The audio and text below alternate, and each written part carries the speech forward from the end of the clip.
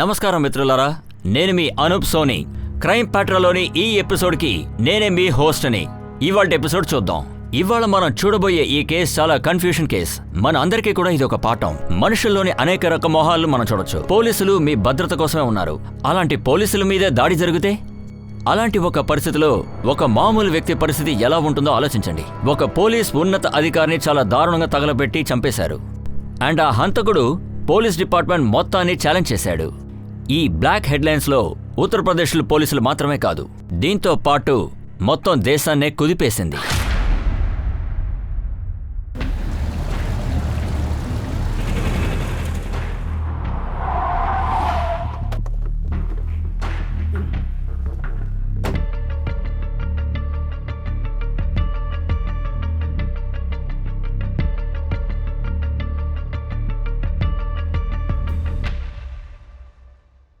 Sir, ఇదిగోండి file.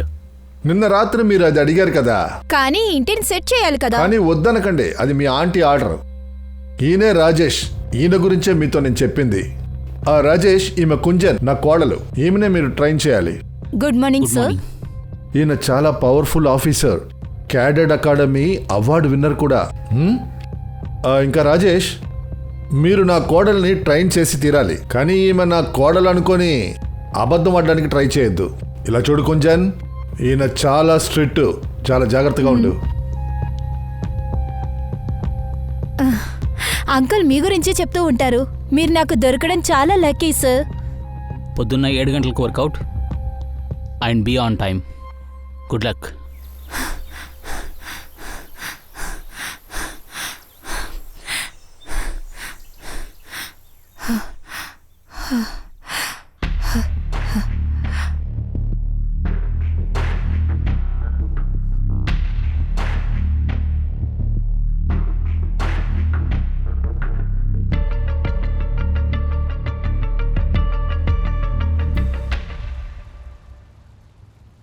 ఎన్ని rounds? 11 rounds. Tired అయ్యావా ఏంటి? No sir. Hello Shivaprasad. Good morning sir. పిల్లల్ని స్కూల్కి వదిలేస్తారా? అవును సార్. వచ్చి వర్కౌట్ చేయి. సార్ నా వల్ల కాదు సార్. చివరిదాకా ఇలాగే ఉంటావా పొట్టుతో? నువ్వు నెక్స్ట్ రౌండ్కి రెడీనా? Yes sir. గుడ్.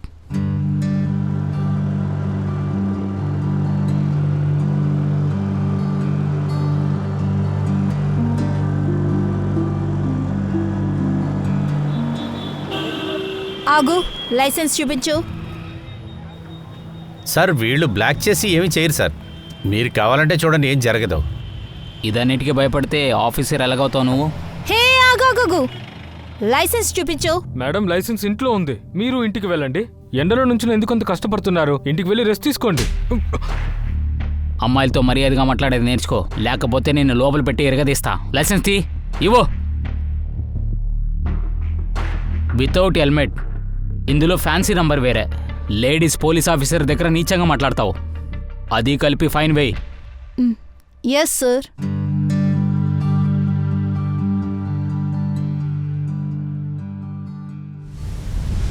సార్, ఎలా సార్ మీరు ఇంత కాన్ఫిడెంట్గా ఉన్నారు? యూనిఫామ్ వల్ల. ఎప్పుడు నేను ఈ పనిలో చేరుకున్నానో అప్పటి నుంచే. నువ్వు తిను. మా నాన్నతో అప్పుడప్పుడు ట్రైనింగ్ వెళ్తాను కదా. అప్పుడు మా పొలం పక్కన ఒక పోలీస్ స్టేషన్ ఉండేది. అక్కడుండే పోలీసు వాళ్ళని చూసి వాళ్ళలాగే అవ్వాలని ఆశపడ్డాను. ఫైనల్గా ఇప్పుడు యూనిఫామ్ కూడా దొరికింది, కాన్ఫిడెన్స్ కూడా వచ్చింది. వావ్, అక్కడి నుంచి స్టార్ట్ చేసిన మీ ప్రయాణం ఇప్పుడు మీ నాన్న మిమ్మల్ని చూసి గర్వపడతారు. అవును. ఎప్పుడు డివోర్స్ విషయం గురించి చెప్పానో అప్పటి నుంచి చాలా కోపంగా ఉంది. నేను నా వైఫ్తో డివోర్స్ తీసుకుంటున్నాను.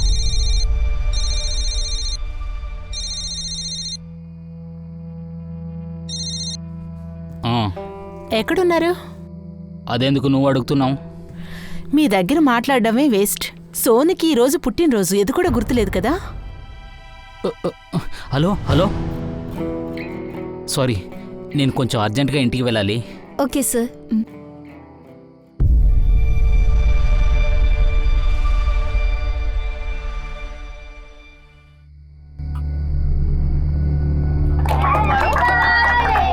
Happy birthday to you. Happy birthday. Happy birthday to you.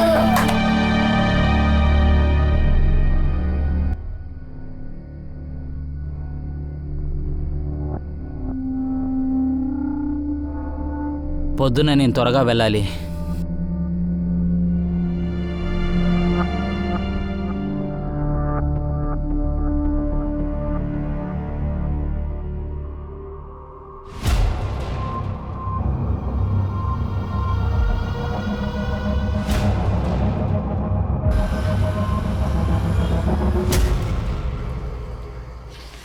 నువ్వు ఏ టైంలో వస్తూ వెళ్తున్నావని నాకు అర్థం కాలేదు. మా గురించి ఏమనుకుంటున్నావు నువ్వు? ఇప్పుడు నీ సమస్య ఏంటి? ఎప్పుడు చూసినా నువ్వు టైర్డ్గా ఉన్నావని చెప్తున్నావు. కాస్తైనా పిల్లలతో పాటు ఉండొచ్చు. ఇప్పుడంతా చాలా పని ఉండేది, అందుకే నేను బిజీగా ఉన్నాను. నీకు బాగా పనులుంటాయి. ముందంతా పరిగెత్తుకుంటూ వస్తావు కదా నా కోసం. నేను చేసిన వంట తిన్నావు, ఇప్పుడు ఏమైంది? ఇలా చూడు, నీతో ఆర్గ్యుమెంట్ చేయడానికి నాకు టైం లేదు. నేను పొద్దున్న వెళ్ళాలి.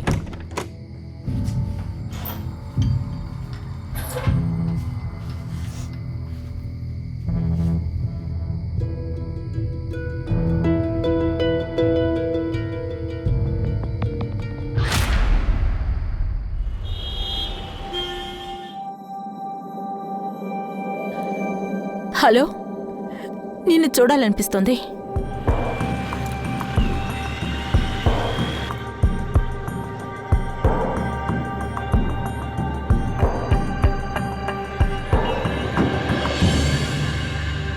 నువ్వు నా దగ్గర ఏం చెప్పావో అదే చేస్తున్నాను.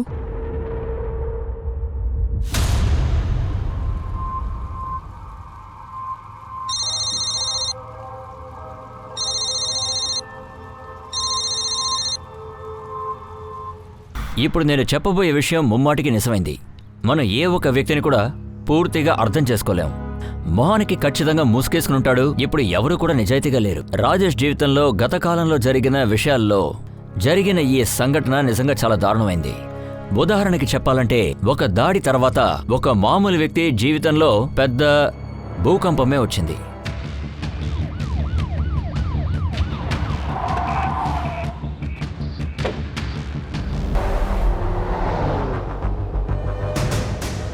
ఐఐటి నంబర్ని నోట్ చేసుకో, 7741. ఈ నంబర్ ఇన్ఫర్మేషన్ త్వరగా తీ.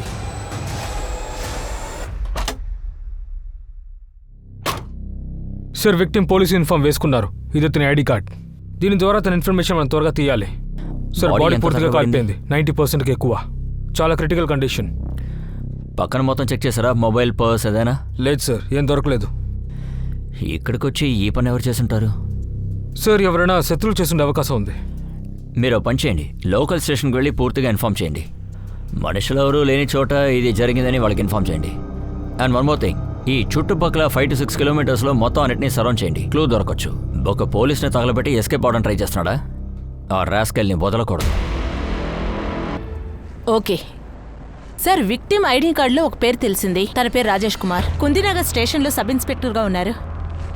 మిగతా డీటెయిల్స్ తెలుసుకోవడానికి సునీల్తో మనం మాట్లాడాలి.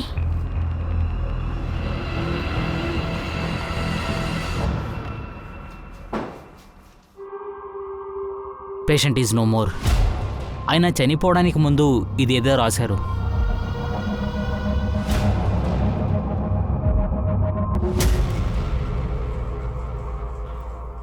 డాక్టర్, ఇమీడియట్గా మాకు ఆటోప్సీ రిజల్ట్ దొరుకుతుందా? ఆటాక్సీ రిపోర్ట్ రెడీ చేయడానికి 24 hours నుంచి 48 hours పడుతుంది. రాజేష్కి ఇలా జరగడం మన వరకు చాలా అవమానం సార్. రాజేష్ ఏదైనా కేసు ఎంక్వైరీ చేస్తూ ఉన్నారా ఏంటి?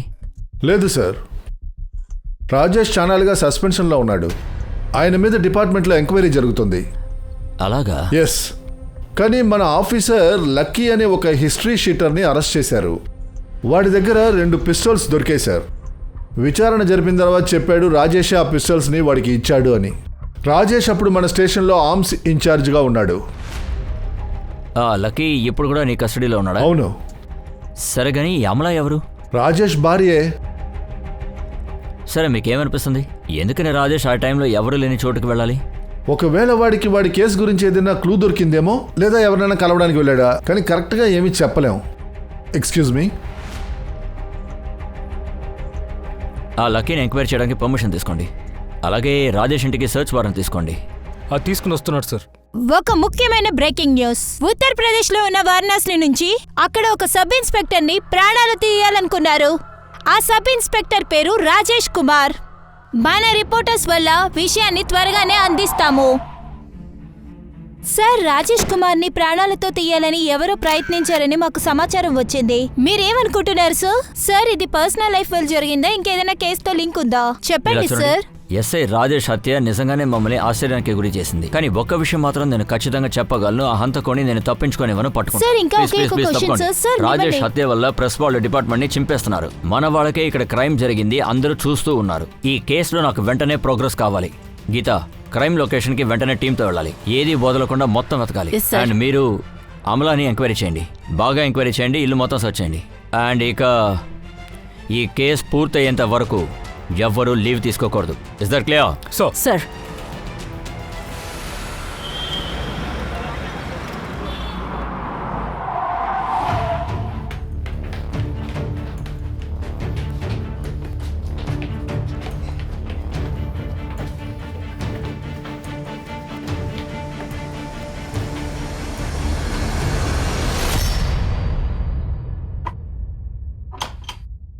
తాళం విరగొట్టండి.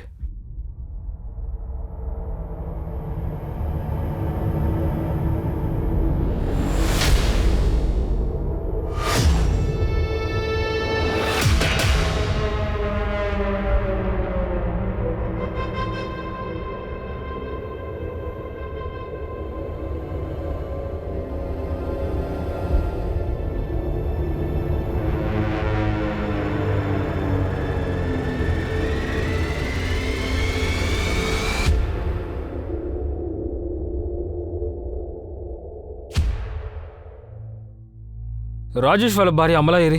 సార్, వాళ్ళు ఎక్కడికి వెళ్ళారో నాకు తెలీదు. వెళ్ళి చాలా రోజులు అయి ఉంటుంది సార్. నేను పిల్లలతో వెళ్ళడమే చూశాను సార్. ఇంకా తన చేతిలో సూట్ కేసు కూడా ఉంది. చాలా కోపంగా ఉంది.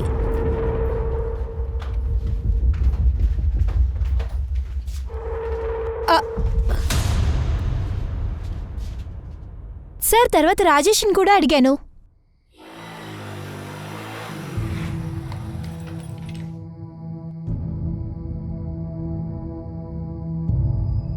రాజేష్, ఆమ్లా ఎక్కడికి వెళ్ళింది? తను ఇప్పుడు ఊరికి వెళ్ళింది. ఏమైంది? సడన్ గా ఏమైంది? నాతో కూడా చెప్పలేదు. మీ ఇద్దరి మధ్య గొడవలు లేవుగా?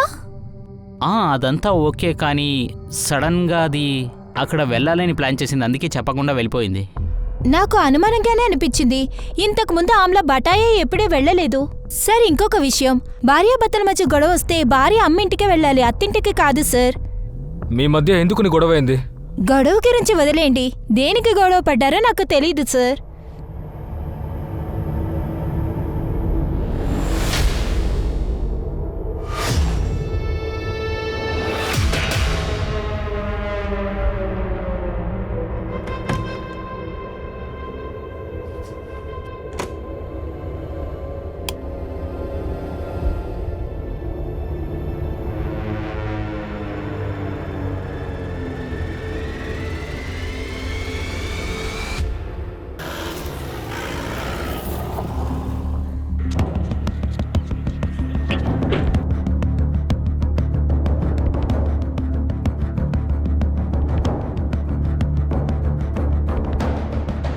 ఈ కేసుని త్వరగా పూర్తి చేయడానికి పోలీసులు చాలా గట్టిగా ప్రయత్నిస్తూనే ఉన్నారు. కానీ ఈ మర్డర్ మిస్టరీ రోజు రోజుకి బాగా కన్ఫ్యూషన్గా తయారైంది. సార్, పోస్ట్ మార్టం రిపోర్ట్ పరంగా చూస్తే రాజేష్ కాల్చేటప్పుడు అతను తాగున్నాడు. ఇప్పుడు ఒక విషయం క్లియర్, ఇన్స్పెక్టర్ రాజేష్తో ఇంకొకడు ఎవడో ఉన్నాడు. వాడే ఈ పని చేసుంటాడు. బాగా మందు పోసి మత్తులో ఈ పని చేశాడు. క్రైమ్ స్పాట్లో ఏదైనా? లేదు సార్, ఏమీ దొరకలేదు. అండ్ ఈ అమల? పక్కింటి వాళ్ళు ఏం చెప్పారంటే రాజేష్ భార్య బదాయికి వెళ్ళిందని. రాజేష్ ఫ్యామిలీ బనాస్కి వస్తున్నారు.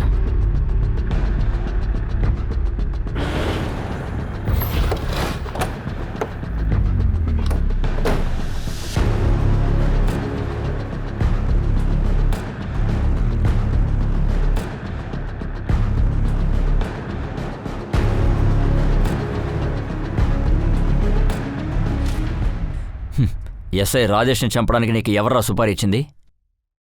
ఏంటి సార్ చెప్తున్నారు ఇలా మీరు? చూడు, ఈ నటించడం అంతా ఇంకెక్కడైనా వెళ్ళి పెట్టుకో. నీ జాతకం మొత్తం నా దగ్గర ఉందిరా. ఇప్పుడు మర్యాదగా చెప్పు, మీలో రాజేష్ని చంపింది ఎవరు? సార్, నాకు ఆ విషయం అంతా తెలియదు సార్. రాజేష్ ఒట్టి 2 గన్ను మాత్రమే ఇచ్చాడు సార్. ఆ విషయం గురించి ముందే చెప్పేశాడు సార్. ఆలోచించడానికి టైం ఇస్తాను. నిజమేంటో చెప్పు, లేదంటే నీ చేత ఎలా మాట్లాడించాలో నాకు తెలుసు. మీరు మన సోర్స్ టీమ్కి చెప్పి వాడి డీటెయిల్స్ మొత్తం లాగండి. Right sir. సార్ మన రాజేష్ గారు చాలా బాగా కష్టపడతారు సార్. చెప్పాలంటే పెద్ద ఆయన దగ్గర వాళ్ళ అల్లుడు కుంజన్ని ఆయన దగ్గర ట్రైనింగ్ తీసుకోమన్నాడు సార్. ఆయన ఒక బెస్ట్ ఆఫీసర్గా ఉండేవారు సార్. ఎప్పుడైతే ఈ ఎంక్వైరీ ప్రారంభమైందో అప్పటి నుంచే ఆయన చాలా టెన్షన్గా ఉన్నాడు. ఎక్కువగా డ్రింక్స్ కూడా తీసుకుంటున్నాడు. ఎవరు చెప్పి నా పేరుని చెడగొట్టాలని అనుకున్నావు? నా పేరుని చెడగొట్టడానికి నేనెవరు పంపించారు అసలు చెప్పు చెప్పు. ఒక విషయాన్ని గమనంతో విను.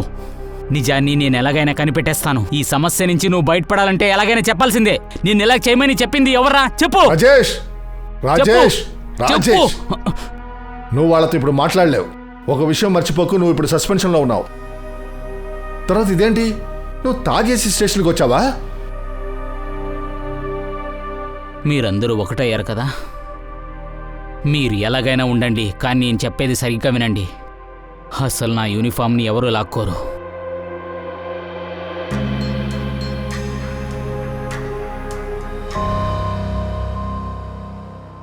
రాజేష్ స్టేషన్లో మిగతా వాళ్ళతో ఎలా ఉండేవారు?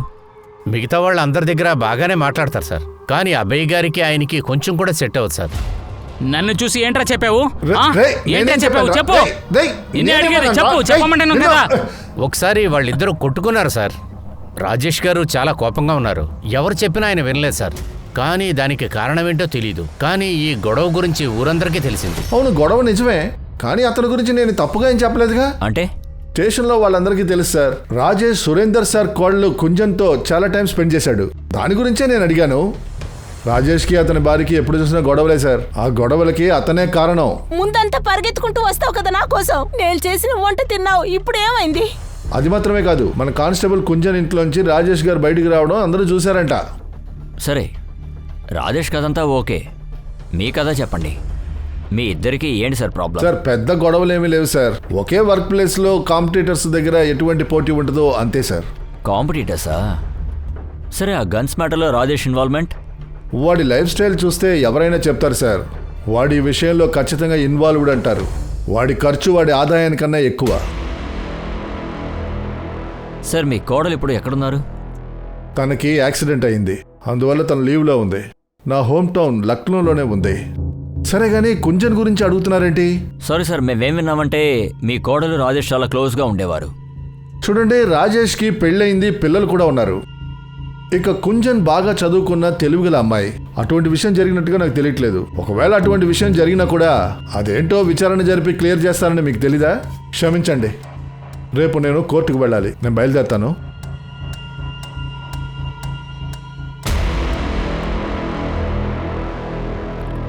ఇన్వెస్టిగేషన్ తర్వాత స్టేజ్కి వెళ్లే లోపల కొత్త కొత్త సమస్యలు వస్తున్నాయి. ఒక పోలీస్ ఆఫీసర్ జీవితంలో యూనిఫామ్, పదవి తప్ప ఇంకా చాలా సమస్యలు ఉన్నాయి. చాలాసార్లు ఆ కేస్ రిజల్ట్స్ అన్నీ కూడా పోలీసు వాళ్ళ జీవితాల్ని మార్చేస్తుంది. పర్సనల్ జీవితంలో జరిగిన విషయాలు పనిని కూడా అఫెక్ట్ చేస్తుంది. రాజేష్ మర్డర్ కేసులో మనకి అర్థం కాని విషయాలు 2 ఉన్నాయి. విప్పలేని ముడిగా కూడా అది మారింది. అండ్ ఈ కేస్ చాలా పెద్ద కేసుగా మారింది.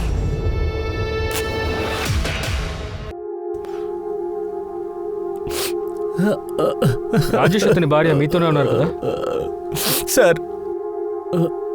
తను ఇప్పుడు బనారస్లోనే ఉంటుంది. బెనారస్లో? అవును సార్. కానీ మాకు తెలిసినంత వరకు ఆవిడ పోయిన వారం బటాయికి వచ్చినట్టు తెలిసింది. సార్, ఏమంటున్నారు సార్? ఇప్పటికే 6 నెలలైంది సార్. డివైస్ గురించి ఎప్పుడు మాట్లాడుతున్నారో అప్పటి నుంచే కాంటాక్ట్లో లేకుండా పోయింది సార్. 6 నెలలుగానా? కానీ నెల రోజుల క్రితం రాజేష్ వాళ్ళ అబ్బాయి బర్త్డే సెలబ్రేట్ చేశారు. సార్, రాజేష్కి మగపిల్లడు లేడు. వాడికి ఒకే ఒక అమ్మాయి. ఇదేగా రాజేష్ ఫ్యామిలీ? లేదు సార్, ఇది రాజేష్ ఫ్యామిలీ కాదు.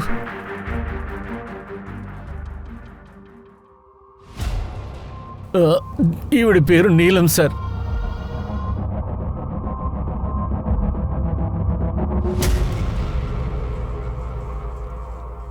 అలాగైతే నీలం ఆ అమ్మాయి గురించి మాట్లాడిందంతా నిజమే కాబోలు.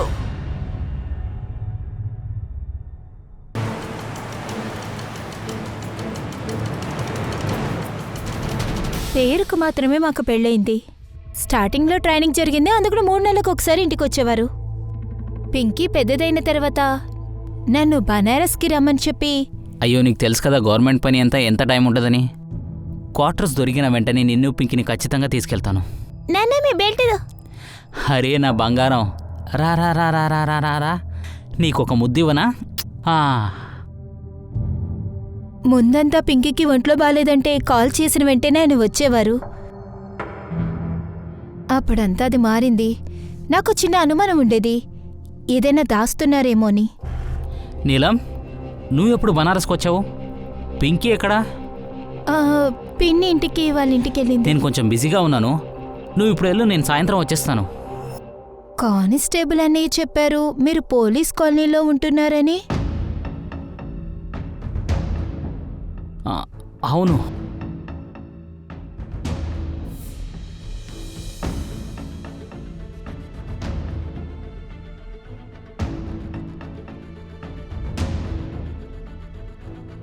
మీకు పోలీస్ క్వార్టర్స్ వచ్చిందని చెప్పలేదు?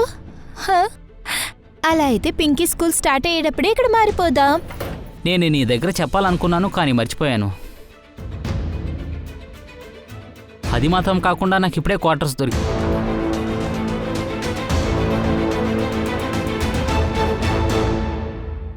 ఆ రోజు మా ఇద్దరి మధ్య పెద్ద గొడవ జరిగింది. నేను అక్కడే ఉండి ఆయన్ని నేను అడిగాను కూడా, కానీ ఏదో ఒకటి చెప్పి నన్ను తిరిగి పంపించారు. కొన్ని రోజులు విరక్తి పుట్టి నేను డివోర్స్ అడిగిన వెంటనే ఇచ్చేస్తానని చెప్పారు. మా నాన్న కూడా ఎంతో చెప్పాలని ప్రయత్నించారు, కానీ వినలేదు. రాజేష్కి పని లేనప్పుడే మేము నీలంని తనకిచ్చి పెళ్లి చేశాం. కానీ ఈరోజు రాజేష్కి గవర్నమెంట్ ఉద్యోగం దొరికింది. ఇప్పుడు అతను మా అమ్మాయిని వదిలేద్దాం అనుకుంటున్నాడు. నా కొడుక్కి తనతో ఉండాలని లేదు, ఎలా కంపల్ చేయమంటావు? బావగారు మీరైనా వచ్చి మాట్లాడండి. నా కూతురు నీలం గతేంటి, పింకీ పరిస్థితి ఏంటి? వాళ్ళిద్దరిని ఇలా వదిలేసి వెళ్ళిపోతే ఏమవుద్దో చెప్పండి. రాజేష్ని చివరిగా మీరు ఎప్పుడు చూసారు? బెనారస్ వచ్చిన తర్వాత నేను ఆయన్ని కలవలేదు. ఒక్కసారి కూడా చూడలేదా? పింకీని చూసుకోవడం నాకు పనికి వెళ్ళడమే సరైపోతుంది. ఎక్కడికి వెళ్ళడానికి టైం లేదు. ఇంకా ఆయన్ని కలవడం నాకు ఇష్టం లేదు. సార్, నీలంని చూస్తే నాకు అలా అనిపించడం లేదు. రాజేష్ రాకపోవడం వల్ల తను దిగులు పట్టట్లేదు. రాజేష్కి నీలంకి ఇంకా డివోర్స్ కూడా కాలేదే.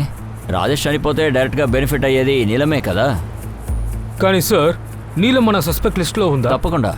నీలం కాల్ రికార్డ్స్ ఒకసారి తీయండి. అండ్ ఇంకొక విషయం కూడా ట్రేస్ చేయాలి. రాజేష్ చనిపోయేటప్పుడు ఎందుకని అమలా పేరు రాయాలి?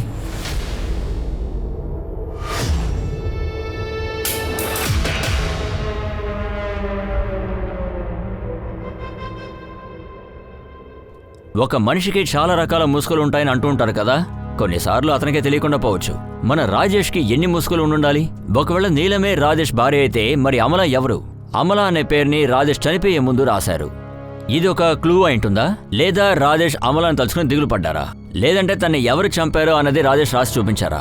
పోలీసులకి ఈ ముడి విప్పడం కన్నా అది ఇంకా రోజు రోజుకి టైట్ అవుతూ వచ్చింది.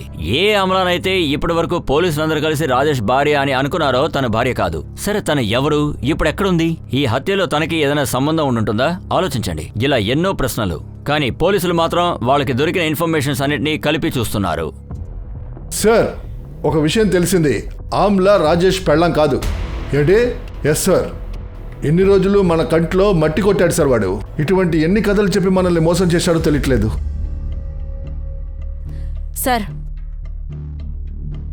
సార్ అన్ని సీసీటీవీ ఫుటేజ్ చూశాను, కానీ రాజేష్ ఫోటో ఒకటి కూడా కనిపించలేదు. ఏ బండి మీద డౌట్ వచ్చినా సర్చ్ చేయండి, వదలకండి. రాజేష్ ఏదో ఒక రకంగా ఏదో ఒక బండిలో అక్కడికి వెళ్ళుండాలి. సరౌండింగ్ ఫుల్గా ఎంక్వైరీ చేయండి.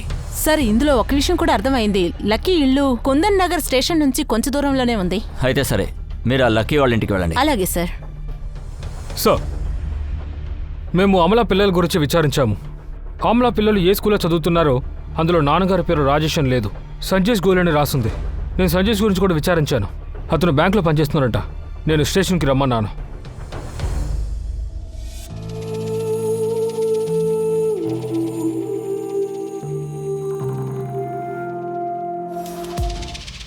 సార్, మాకు 2 సంవత్సరాల క్రితం డివోర్స్ అయింది.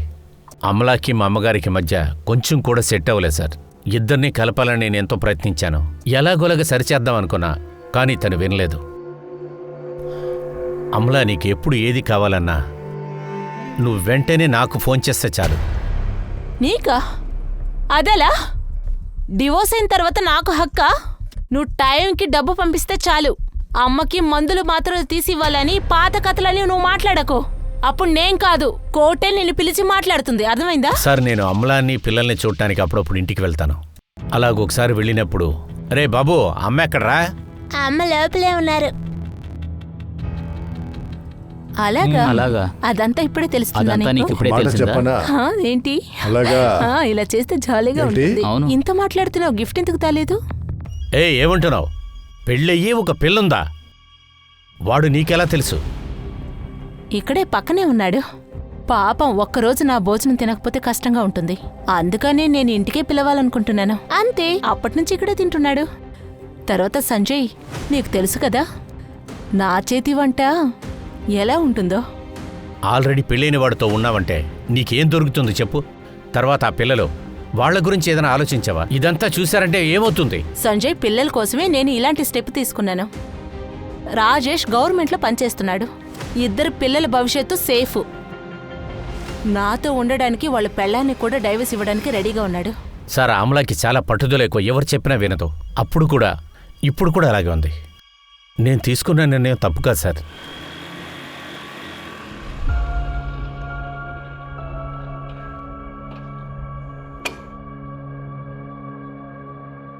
ఏమైంది అమలా? ఎందుకు రమ్మన్నావు? ఇప్పుడు నా మీద నీకు ఇంట్రెస్టే లేదు కదా? నేను మొదట్లోనే చెప్పానుగా, నిన్ను పెళ్లి చేసుకుని నీకు చెప్పాను కదా. నువ్వే ఏదేదో ఊహించుకున్నావు. రాజేష్ పోలీస్గా ఉన్నాడు, బాగా సంపాదిస్తున్నాడు, అందంగా ఉన్నాడు.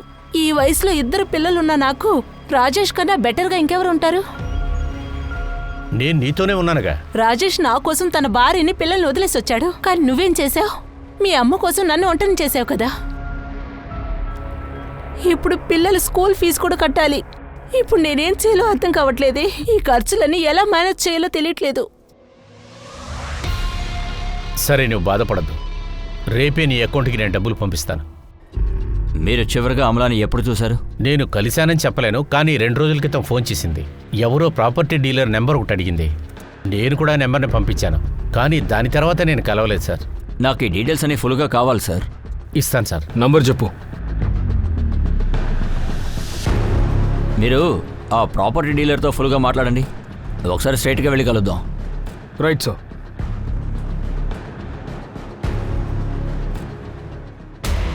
గుంచన్, నేను మీ గురించి చాలా కథలు ఇంత ముందే విన్నాను. మిగతా కథ మీరే స్వయంగా చెప్తే బాగుంటుంది. అక్టోబర్ 10వ తారీఖు మీరు ఎక్కడున్నారు చెప్పండి. సార్, నేను డ్యూటీలోనే ఉన్నాను. కావలిస్తే మీరే చెక్ చేసుకోండి. రాజేష్ గురించి మీ గురించి బయట ఏం మాట్లాడుకుంటున్నారో మీకు బాగా తెలుసుగా. డీటెయిల్గా మీరే మొదటి నుంచి అంతా చెప్పండి. సార్, నాకు రాజేష్ సార్ మర్డర్కి నాకు ఎలాంటి సంబంధం లేదు. కానీ రాజేష్ గారు ఉన్నారు కదా, మీరు రాజేష్ని కలిసినప్పుడు చాలా మంది చూశారు. అప్పుడు ఆయన సస్పెన్షన్లో ఉన్నారు. సార్, ఆయన మెంటర్. నేను ఆయన్ని అప్పుడు కలిసింది కూడా లేదు. కలిసి ఉండొచ్చు కదా. రాజేష్ చనిపోయిన తర్వాత హాస్పిటల్కి వచ్చి ఆయన చూడటం, అలాగే టైం తీసుకుని మాత్రం మాట్లాడుండొచ్చు కదా. ఇలా చూడండి సార్, రాజేష్ సార్ మీద నాకు మర్యాద. ఆయన నన్ను ట్రై చేశారు. ఎమోషనల్లీ మీ ఇద్దరం కొంచెం కలిసాం. ఆ తర్వాత యాక్సిడెంట్ అయిన తర్వాత అంకులే నాతో చెప్పారు. నేను మీ అన్నయ్యకి ఫోన్ చేశాను. వాడు ఇప్పుడు వచ్చేస్తాడు. నువ్వు వాడితో కలిసి ఇంటికి వెళ్ళిపో, అదే మంచిది. రాజేష్ మర్డర్కి మిగతా కేసెస్కి ఏదైనా సంబంధం ఉందా? రాజేష్ సార్ ఎప్పుడూ చెప్తూ ఉండేవారు నన్ను ఎవరో తప్పు పడుతున్నారు అని. అంకుల్ ఏం చెప్పారంటే రాజేష్ సార్ మంచివారు కాదు. నేను నీకు అప్పుడే చెప్పాను కదా, రాజేష్ ఏమి అంత మంచివాడు కాదని. అనవసరంగా వాడి విషయంలో ఇరుక్కోకు. చూసావా, ఇప్పుడు వాడి గురించి తెలిసిపోయిందిగా. ఇప్పుడు నేనేం చెప్పానో అది మాత్రం చెయ్యి. నీకు రాజేష్కి మధ్య ఏమున్నా సరే అది మర్చిపో, లేదంటే అనవసరంగా అవమానపడతావు. కొద్ది రోజుల తర్వాత నీకు ట్రాన్స్ఫర్ ఇంకెక్కడైనా నేను ఇప్పిస్తాను. నువ్వు అక్కడికి వెళ్ళి కొత్త జీవితాన్ని జీవించు. సిచ్యువేషన్ చాలా దారుణమైంది. ఎవరు నమ్మే స్థితిలో కూడా లేరు.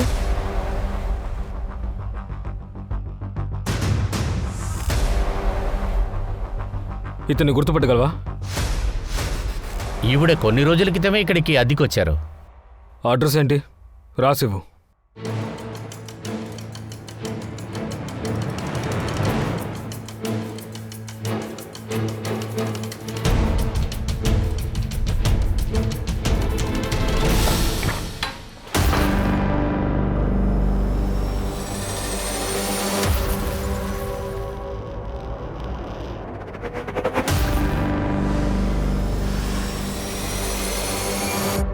ఫారెన్సిక్ని రమ్మను త్వరగా.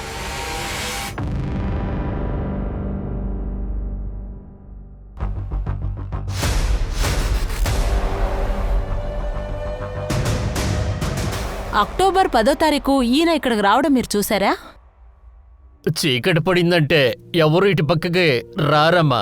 మేము ఇంటికి తిరిగి వెళుతున్నప్పుడు నేను ఒకసారి చూశాను. స్కూటర్లు ఇద్దరెదురుగా వచ్చారు. వాళ్ళు వెళ్ళిపోతూ ఉన్నారు.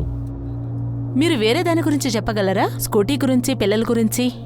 లేదు మేడం, ఆ పక్కన చాలా చీకటిగా ఉంది, అందుకే నాకు సరిగ్గా కనపడలేదు. కానీ ఆ ఒక్క విషయం నేను కరెక్ట్గా చెప్తాను. కానీ ఆ స్కూటర్ రంగు తెల్ల రంగు. పోస్ట్మార్టం రిపోర్ట్లో ఎలాంటి గాయాలు లేవని వచ్చింది. ఇదంతా చూస్తూ ఉంటే ఈ పని చేసింది అమలని అనిపించట్లేదు. ఇంకెవరో హెల్ప్ చేసి ఉంటారనుకుంటున్నాను.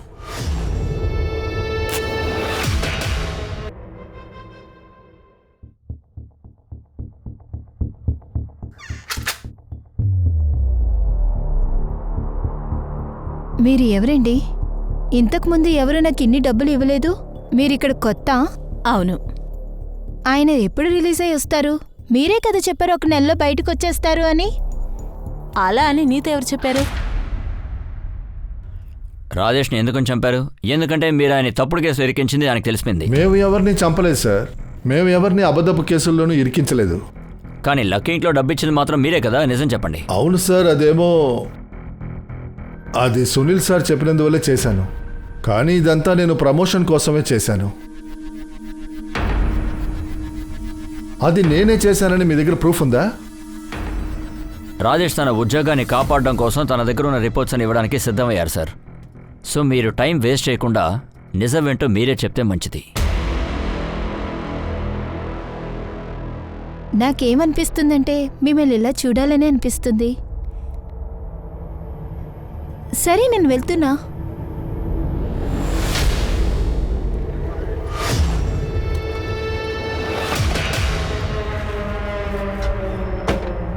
నువ్వు తనకు నేర్పించాల్సిందంతా నేర్పించావుగా. నీకు ఇంతకు ముందే చెప్పాను తనకు దూరంగా ఉండమని. కరెంటు నీళ్లు లేని అడవికి మార్చాననుకో, ఎందుకు పనికి రాకుండా పోతావు. ఖచ్చితంగా మీరు నన్ను ట్రాన్స్ఫర్ చేయండి సార్. అయినా గుంజన్ నాతో పాటు వచ్చేది ఎలా కాపుతారు సార్? అంత చెప్పినా రాజేష్ ఒప్పుకోనందువల్ల నేను వేరే యాక్షన్ తీసుకుందాం అనుకున్నాను. వాడిని ఒక కేసులో ఇరికించేశాం. మేము మాత్రమే వాడిని కాపాడగలం. ఎప్పుడైతే వాడు వణికిపోతూ మా దగ్గరికి వచ్చాడో అప్పుడు మేము ఒకే ఒక కండిషనే వాడికి వేశాం. గుంజన్ నుంచి దూరంగా ఉండు అన్నాం. అతనికి మీరు ఫుల్ ప్రూఫ్ ప్లాన్ వేసి ఇచ్చారు కదా, నెక్స్ట్ స్టెప్లోనే వేసేద్దామని డిసైడ్ అయ్యారు. మా ప్లాన్ సక్సెస్ అవడానికి ముందే వాడిని ఇంకెవరో చంపేశారు. మన డిపార్ట్మెంట్ స్టాఫ్, మన పోలీసు వాళ్ళని ఇలా చేయడానికి నీకు సిగ్గుగా లేదా? నువ్వు అసలు మనిషివేనా? సార్, ఈ సంఘటనని ఆమ్లా యువతలనే కలిసి చేసుంటే తనకి సహాయం చేసింది సునీల్ లేదంటే సంజయ్ ఉండే అవకాశం ఉంది. ఎందుకంటే సంజయ్ ఎప్పుడు ఆమ్లాకి సహాయం చేయడానికి సిద్ధంగా ఉండేవాడు. ఎందుకంటే మనల్ని ఇక్కడ పంపించిన సంజయే కదా. ఇన్స్పెక్టర్ సునీల్ సిస్టమ్ విషయంలో గొప్ప వ్యక్తి. తనగా వచ్చి ఈ సమస్యల్లో అస్సలు ఇరుకోరు. ఖచ్చితంగా ఆయనకు తెలిసిన ఎవరో ఒకరే అమలాకి హెల్ప్ చేసి ఉండాలి. సార్, నాకేమనిపిస్తుందంటే కొన్నిసార్లు ఈ అమ్మాయి టార్చర్ వల్ల రాజేష్ తన మర్డర్ని ప్లాన్ చేసుకుని ఉంటాడా, లేదా అమలాని చంపేసి ఇక్కడ పారిపోయి ఉంటాడా? అమలాకి ఎప్పుడూ డబ్బు అవసరం ఉంటూనే ఉంది. ఇన్స్పెక్టర్ సునీల్ ఇంకా అమలా వీళ్ళిద్దరి బ్యాంక్ డీటెయిల్స్ తీయండి సార్. Okay sir. తనగా మన చేతికి చిక్కిందంటే నిజం అదే బయటికి వస్తుంది. ఆ వైట్ స్కూటర్ ఇంకా ఆ ఇద్దరి గురించి ఏమైనా తెలిసిందా? సార్, క్రైమ్ స్పాట్కి వెళ్ళే ప్రతి దారిలోనూ, అలాగే చుట్టుపక్కల సీసీటీవీ ఫుటేజ్ ఇంకా ఏటీఎంని కూడా చెక్ చేశాను. We are checking in every possible way. Okay, మీరు వెళ్ళి మన టీంకి ఇన్ఫార్మ్ చేయండి మనం ఇప్పుడు సినిమా క్లైమాక్స్కి వచ్చామని.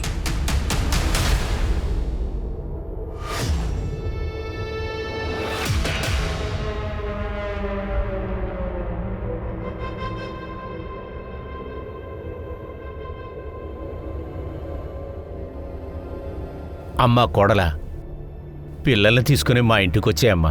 ఇంటికా? ఎవరింటికి? నేను ఎప్పుడో ఇల్లు వదిలేసి రావాల్సింది.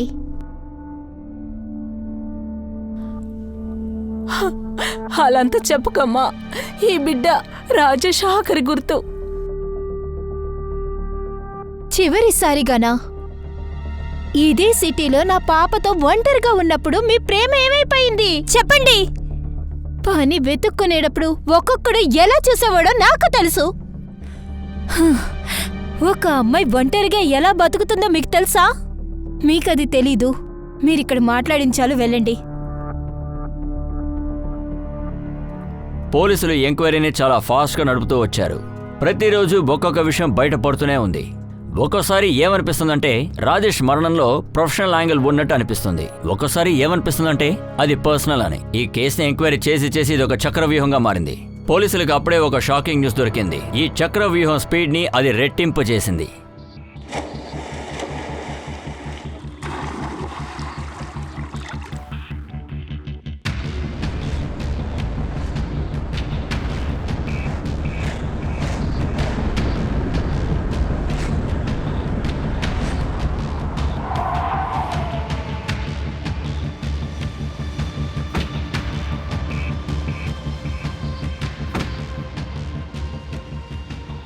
సూట్ కేసులో ఒక బాడీ ఉందని మాకు ఇన్ఫర్మేషన్ వచ్చింది. మీరు మీ స్టేషన్ నుంచి ఒక ఫోటో పంపించారు కదా, ఆ ఫేస్ ఇందులో మ్యాచ్ అవుతుంది.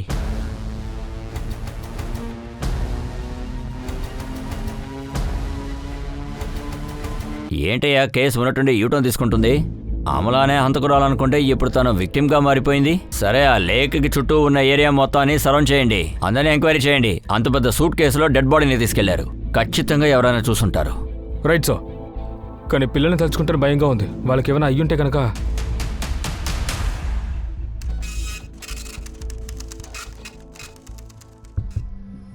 సో ఆమ్లా, నీలం అండ్ రాజేష్ వీళ్ళ ముగ్గురు కాల్ హిస్టరీని చెక్ చేశాను సార్.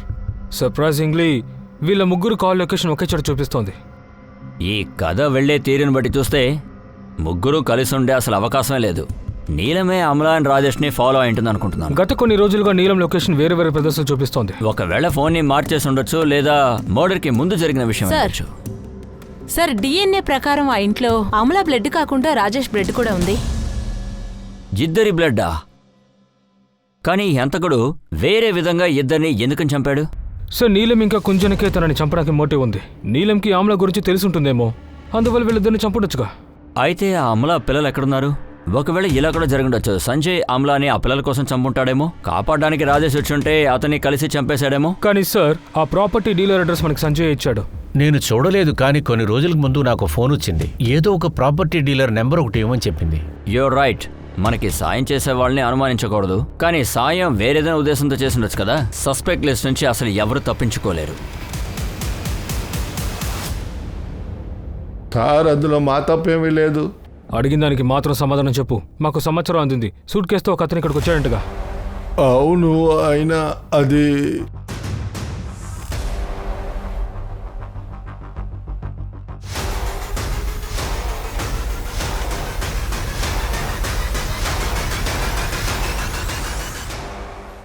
సూట్ కేసుని ఇక్కడికి ఎవరు తీసుకొచ్చారు? వాళ్ళని మాకు చూపించగలవా?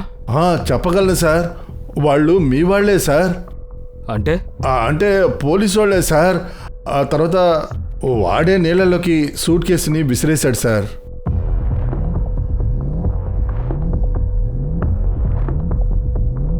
ఈ వ్యక్తా? లేదు సార్. లేదా ఇతనా? లేదు, ఈయన కాదు సార్. మరి ఇతనా? వీడే సార్, వీడే సార్. ఏంటండి అది? ఎందుకు ఆ కొత్త సూట్ కేసుని పడేశారు?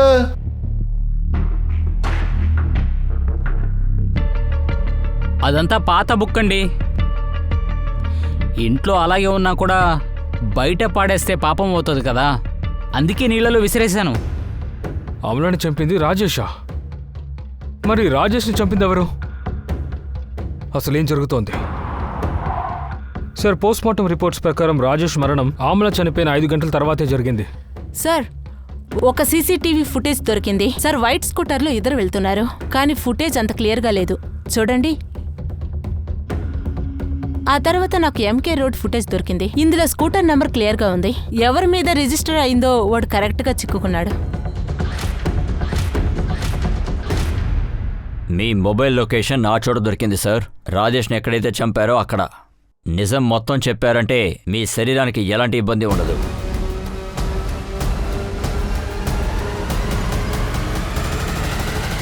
రాజేష్ అక్కడికి వస్తాడని నీకెలా తెలుసు? నేను తనని చాలా రోజులుగా ఫాలో చేశాను సార్, కానీ ఆ రోజు నన్ను పెళ్లి చేసుకోకపోతే నేను అంత నిజం అందరితో చెప్పేస్తాను. ఇంతకు ముందే నీ మీద కేసు ఉన్నాయి, నీకు గుర్తుంది కదా. నేను కూడా నీ మీద కేసు వేస్తే నీ పని అయిపోతుంది. నన్నే చంపుతావంటే? కొద్ది సమయం అయ్యాక పిల్లల్ని చేసుకుని రాజేష్ గారు బయటకు వచ్చేశారు. నేను వాళ్ళని ఫాలో చేశాను. అప్పుడే తెలిసింది కుమార్ నగర్లో వాళ్ళ ఫ్రెండ్ ఇంట్లోనే పిల్లల్ని వదిలేశాడని. తిరిగి వచ్చేటప్పుడు తన కారులో నుంచి ఒక సూట్ కేసుని తీసుకొచ్చాడు. తర్వాత ఓ గంటన్నర తర్వాత ఆ సూట్ కేసుని అక్కడి నుంచి బయటికి తీసుకొచ్చారు.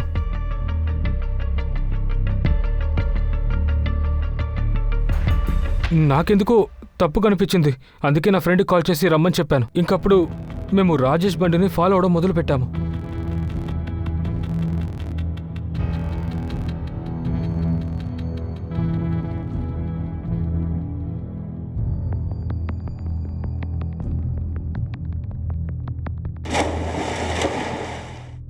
అతను ఓ టైప్ మనిషి సార్. అసలు తను సొంతం చేసుకోవాలంటే ఎంత దూరంలో వెళ్తాడో ఎవరైనా చంపుతాడు సార్. నా అక్కని చాలా ఇబ్బంది పెట్టాడు సార్. అక్క ఎప్పుడు ఇంటికి వచ్చినా సరే ఏడ్చుకుంటూనే వస్తోంది. మా అక్క జీవితాన్ని నాశనం చేయడం వల్లే తనను అలా చేశాను సార్.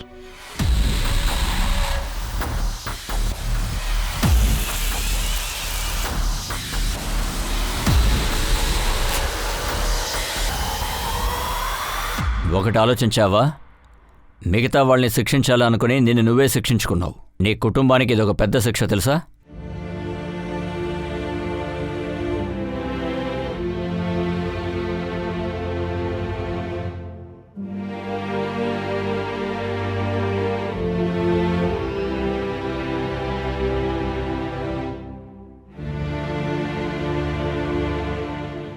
ఒకే సమయంలో 2 పడవల మీద కాలు పెట్టడం మంచిది కాదని అందరూ అంటూ ఉంటారు.